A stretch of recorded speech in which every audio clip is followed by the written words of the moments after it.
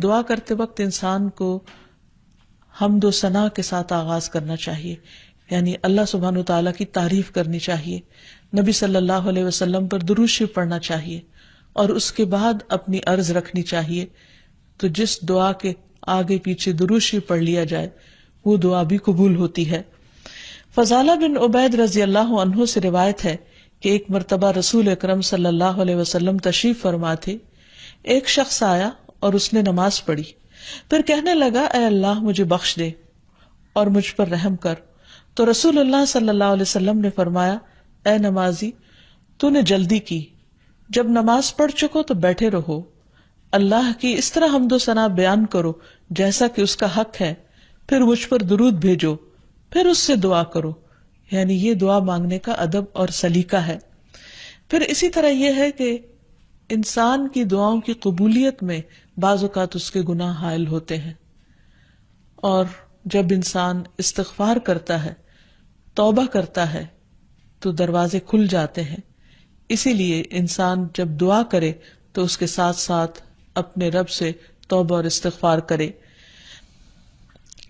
پھر اسی طرح دعا کرنے کے ادب میں سے ایک چیز یہ بھی ہے کہ انسان جب دعا کرنا شروع کرے تو سب سے پہلے اپنے لیے دعا کرے، پھر اپنے قریبی لوگوں کے لیے دعا کرے، اور پھر تمام لوگوں کے لیے دعا کرے۔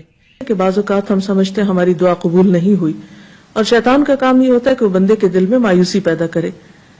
جب بھی انسان کے دل میں ایسا خیال آئے کہ اس کی دعا قبول نہیں ہوئی تو اسے ہمیشہ یاد رکھنا چاہیے کہ رسول اللہ صلی اللہ علیہ وسلم نے قبولیت دعا کے مختلف قسمیں یا طریقے بتائے ہیں۔ ایک تو یہ کہ جو کچھ انسان مانگتا ہے اس کو وہ مل جائے، یا پھر یہ کہ وہ تو نہ ملے لیکن اس کے برعکس اس کے بدلے میں اس کی کسی مصیبت یا مشکل کو اس سے دور کر دیا جائے یا آنے سے روک دیا جائے۔ تیسری صورت یہ کہ دنیا میں تو انسان کو اس دعا کے صلے میں کچھ نہ ملے، لیکن قیامت کے دن وہ تمام دعائیں اس کے اعمال نامے میں شامل کر کے اسے ان کا بہترین بدلہ یا جزا دی جائے۔ ایسی صورت میں جو تیسری صورت ہے، اگرچہ دنیا کے اعتبار سے ایک مشکل صورتحال ہے، لیکن قیامت کے دن بندہ جب اپنی دعاؤں کا صلہ دیکھے گا، اس عبادت کی جزا پائے گا وہاں پر، تو اس وقت تمنا کرے گا کہ اے کاش دنیا میں میری کوئی دعا بھی قبول نہ ہوتی۔ لیکن دعا کی قبولیت کے لیے پھر کچھ شرائط ہیں۔ ایک بات تو یہ اس میں جو سب سے پہلے کہ انسان کا رزق حلال ہو، کیونکہ حرام کھانا انسان کی دعاؤں کی قبولیت میں رکاوٹ کا سبب ہوتا ہے۔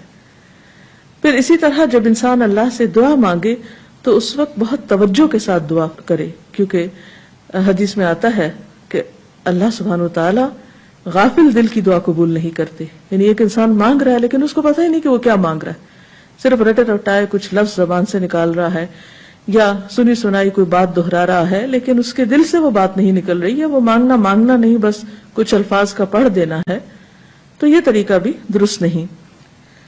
پھر اسی طرح ہم دیکھتے ہیں کہ دعا سے بڑھ کر کوئی چیز اللہ کے ہاں معزز نہیں۔ حدیث میں آتا ہے لیس شیء اکرم علی اللہ من الدعاء، کہ اللہ کے نزدیک دعا سے زیادہ عظمت والا کوئی عمل نہیں۔ ایک اور حدیث میں آتا ہے ولا يرد القضاء الا الدعاء ولا يزيد في العمر الا البر، کہ تقدیر کو دعا کے علاوہ کوئی چیز نہیں بدل سکتی، یعنی انسان کی جو تقدیر ہے، جو لکھی ہوئی ہے، اس میں تبدیلی دعا کی وجہ سے ہو سکتی ہے، کیونکہ اللہ تعالیٰ کے ہاتھ میں ہے سب کچھ۔ یمحو اللہ ما یشاء ویثبت، جو چاہتا ہے اللہ مٹا دیتا ہے اور جو چاہتا ہے ثابت کر دیتا ہے، لکھ دیتا ہے۔ تو بات یہ ہے کہ انسان کو ہمیشہ مانگتے رہنا چاہیے، اور پورے جزم کے ساتھ، ارادے اور عزم کے ساتھ مانگنا چاہیے۔ کبھی یہ نہیں کہنا چاہیے کہ اگر تو چاہے تو قبول کر لے، نہیں چاہے تو نہ کرے، نہیں۔ انسان دعا مانگتے وقت پورا یقین رکھے کہ اللہ تعالیٰ اس کی دعا قبول کر سکتا ہے، اور واقعی قبول کرتا ہے، کیونکہ حدیث میں آتا ہے رسول اللہ صلی اللہ علیہ وسلم نے فرمایا ان ربکم حی کریم یستحیی من عبدہ اذا رفع یدیہ الیہ فیردہما صفرا، تمہارا رب بڑا حیا کرنے والا اور سخی ہے، جب بندہ اس کے حضور ہاتھ اٹھاتا ہے تو انہیں خالی لوٹاتے ہوئے اسے شرم آتی ہے۔ یعنی اللہ تعالیٰ جو مالک الملک ہے، تمام خزانے اس کے ہاتھ میں ہیں، وَلِلَّهِ خَزَائِنُ السَّمَاوَاتِ وَالْأَرْضِ، آسمان و زمین کے سارے خزانوں کی کنجیاں اس کے پاس ہیں، ان کا مالک وہ ہے. لہٰذا ایسا نہیں کہ کبھی انسان کی دعا قبول نہ ہو تو اس کا سبب یہ ہو خدا نہ خواستہ کہ وہ دینے پہ قادر نہیں، وہ دیتا ہے اور وہ خالی ہاتھ نہیں لوٹاتا بندے کو. بس صرف فرق یہ ہے کہ قبولیت کے کئی طریقے ہو سکتے ہیں، اور خاص طور پر اگر بندہ مانگتا نہیں ہے تو یہ چیز اس کو ناپسند ہے، اس پر وہ ناراض ہوتا ہے، کیونکہ اللہ بندے سے یہ چاہتا ہے کہ بندہ اپنے رب کا شکر ادا کرتا رہے، اس سے مانگتا رہے، کیونکہ اللہ نے بندوں کو اپنی عبادت کے لیے پیدا کیا ہے. اگر بندے سب نعمتیں اس سے پا کر اس سے بے نیاز ہو جائیں تو یہ چیز اللہ تعالیٰ کو پسند نہیں.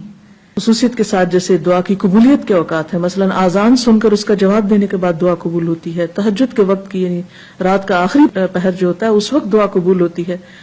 پھر اسی طرح عبادات کے بعد، جیسے نماز کے بعد، قرآن پاک پڑھنے کے بعد، پھر روزہ کھلنے کے وقت، اسی طرح حج عمرے کے جو مختلف مناسک ہیں ان کی ادائیگی کے دوران، کعبۃ اللہ پر پہلی نظر پڑتے ہوئے. اس کے بہت سے ایسے مواقع کتابوں میں آپ پڑھ سکتے ہیں کہ جس میں انسان کی دعا رد نہیں ہوتی، قبول کر لی جاتی ہے. تو اس میں اگر انسان تھوڑی دیر کے لیے ارادتاً یکسوئی اختیار کرے تو انشاءاللہ اس کو فائدہ ہوگا. مثلا رات کے آخری حصے میں دعائیں بہت قبول ہوتی ہیں. حدیث میں آتا ہے رسول اللہ صلی اللہ علیہ وسلم نے فرمایا، ہمارا رب تبارک و تعالی ہر رات کو اس وقت آسمان دنیا پر آتا ہے جب رات کا آخری تہائی حصہ رہ جاتا ہے. وہ کہتا ہے، کوئی مجھ سے دعا کرنے والا ہے کہ میں اس کی دعا قبول کر لوں؟ کوئی مجھ سے مانگنے والا ہے کہ میں اسے عطا کر دوں؟ کوئی مجھ سے بخشش طلب کرنے والا ہے کہ میں اسے بخش دوں؟ یعنی اگر کوئی اس وقت مجھ سے دعا کرے گا تو میں ضرور اس کی دعا قبول کر لوں گا. لیکن عموماً رات کے آخری حصے میں انسان گہری نیند میں چلا جاتا ہے اور یہ قبولیت کا وقت اس سے کھو جاتا ہے. تو اس خصوصی طور پر اگر انسان کی زندگی میں کوئی پریشانی ہو یا کچھ چیزوں کے بارے میں وہ واقعی سنجیدہ ہو کہ وہ اسے ملنی چاہیے دنیا اور آخرت کی کامیابیوں میں سے، بھلائیوں اور خیر میں سے، تو اس کو چاہیے کہ اس وقت میں دعا کا اہتمام کرے. نبی صلی اللہ علیہ وسلم نے یہ بھی فرمایا کہ تمام اوقات سے زیادہ بندہ پچھلی رات میں اپنے رب کے قریب ہوتا ہے، پس اگر تم سے ہو سکے تو تم اس گھڑی میں اللہ کو یاد کرنے والوں میں سے بن جاؤ تو ضرور بن جاؤ. پھر اسی طرح آذان کے بعد اور اقامت سے پہلے دعا قبول ہوتی ہے. یعنی مؤذن جب آذان دے رہا ہو تو جو الفاظ وہ دہرا رہا ہو ان کو دہراتے جانا چاہیے، سوائے حی علی الصلاح اور حی علی الفلاح کے، کہ اس کے جواب میں لا حول ولا قوت الا باللہ پڑھنا چاہیے. اور جب مؤذن آذان کہہ چکے تو آذان کے بعد کی دعا پڑھ کے، درود شریف پڑھ کر، جو بھی انسان کے دل میں حاجت ہو وہ اپنے رب کے سامنے رکھے. تو وہ دعا کے قبولیت کا وقت ہوتا ہے، اس وقت آسمان کے دروازے کھلتے ہیں.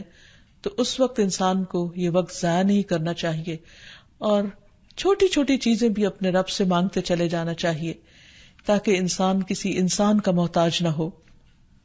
پھر اسی طرح سجدہ میں انسان اپنے رب کے بہت قریب ہوتا ہے، اس وقت دعائیں خوب سنی جاتی ہیں، تو خوب انسان کو پکارنا چاہیے. فرض نماز کے بعد دعا قبول ہوتی ہے، تو فرض نماز کے بعد آیت الکرسی پڑھنا اور دعا مانگنا انسان کے فائدے میں ہے، بجائے اس کے کہ انسان فوراً مصلی سے اٹھ جائے یا ادھر ادھر کی باتیں شروع کر دے. پھر اسی طرح جمعے کے دن ایک خاص گھڑی ہوتی ہے جس میں انسان کی دعا قبول ہوتی ہے، اور اس کے بارے میں ایک روایت میں آتا ہے کہ وہ جمعے کے دن کی آخری گھڑی ہوتی ہے. تو بہرحال جمعے کے دن خصوصی طور پر دعاؤں کے مانگنے کا اہتمام کرنا چاہیے.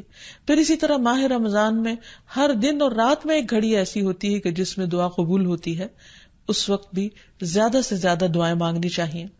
عرفہ کے دن اللہ سبحانہ وتعالی سب سے زیادہ لوگوں کو جہنم کی آگ سے آزاد کرتا ہے، تو اس دن وہاں کے لوگ جو حج پر گئے ہیں وہ تو دعائیں مانگتے ہی ہیں، اور جو لوگ نہیں بھی جا سکے وہ بھی اس دن کی برکت سے فائدہ اٹھاتے ہوئے خوب دعائیں کریں.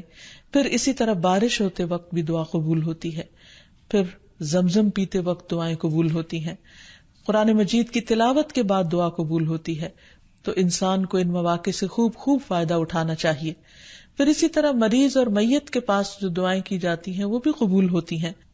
تو اللہ تعالیٰ سے دعا ہے کہ وہ ہماری دعاؤں کو بھی سن لے اور ہمیں قبولیت کے اوقات سے بھرپور فائدہ اٹھانے کی توفیق دے اور ہمیں دعائیں مانگنے کے آداب سکھا دے. وآخر دعوانا ان الحمد للہ رب العالمین. السلام علیکم ورحمۃ اللہ وبرکاتہ.